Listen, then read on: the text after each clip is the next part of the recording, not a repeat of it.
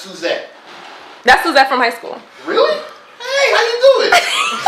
How you doing? For the single people, how worried or cautious are you about catching an STD? I'm very worried. But I'm not single. Clearly, from this conversation, we know. Well, I'm not. But you got a pimple. I'm not fucking with you. What? That's more than enough information I need. What the fuck? This question doesn't apply to me because I'm not single. Neither does I'm not single neither. I'm not single. I'm single, and I guess I'm extra worried because I'm in society, but that's why I don't date people in America. Wait, Wait, what? Whoa!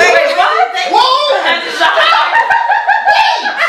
don't have sex here. I really don't. Wait, you don't think people? No. I'm saying here is extra. Be worried. You have to be cautious. Two of the things I live by, you know, well, one, everything in context, and two, anyone is capable of anything. So, you know, the key is intelligence.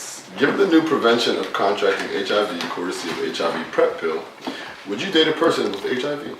No, I answered that. A person with HIV? I would still use a condom even though they're still on PrEP. So yes. That's double protection. Like you're lessening your chances. That's like 100% that you won't contract the virus. So yes, with condoms and with PrEP, yes. I said yes. I would. Listen, as long as you're not a wild, like, Heroin addict. Reiterate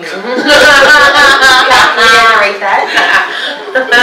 Nancy Williams on Facebook. Do you feel that healthcare providers are treating some of these conditions because it is more profitable than curing it? Yes.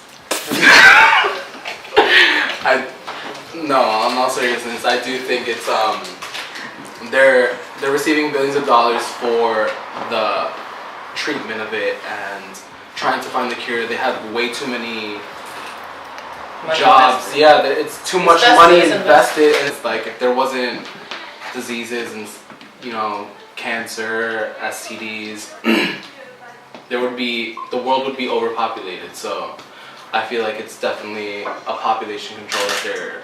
But I feel like you're talking about two different things because the medication is not necessarily killing the people. It's not killing the people, but they're definitely profiting Of course, off of the money that's being invested in the medication. You know what I mean? And in quote unquote the research of it, they're not. They know. Come on, like technology is way too advanced. Like we have lifelike robots that are literally look like humans. You can't tell. CGI, a whole bunch of technology that's so advanced. 1969, we traveled to space, and you're telling me that you can't kill a certain amount of antibodies to just get rid of the virus? That makes no sense at all. Up until this point, antibiotics, these things are evolving. Right. Overuse. And like. Oh, okay, that makes yeah. So granted, if we can't kill simple things with antibiotics, they're antibiotic resistant things. Yeah. If something is maybe more powerful or just powerful is not the wrong, but it affects the human body in a different way, right? And more impactful on the human, has a bigger impact on the human body. I don't see it as far fetched to see that we actually might not have a cure. That's impossible though. It's I not. think told me this fact that HIV dies once it hits the air or something. It's a certain amount of time. Exactly. So you're telling me the body temperature has to incubate the virus at a certain temperature, and you're telling me you can't get the body to hit a certain temperature, or you can't do. You know what I mean? It's just like certain stuff things like that involves your body. If your body drops or raises temperature, you put yourself in hell altogether. I have a family member that lives with HIV, and she's had HIV for many years. How old is she? Yes. She's in her 50s. And she's had it since her 20s, right? Yeah, she's had it for many years. Her husband, who she's been with, he doesn't have it.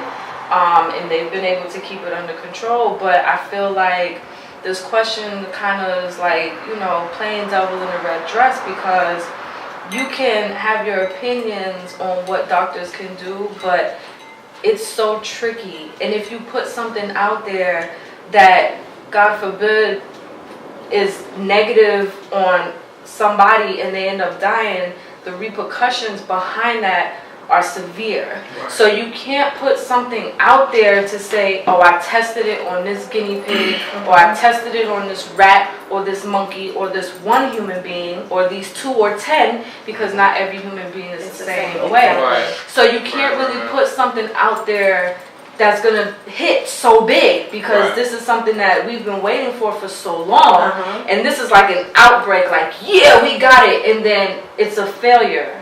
So the hit that people are gonna take behind that is severe. So you gotta kind of tiptoe and crawl around it. You know, billions of dollars is being spent.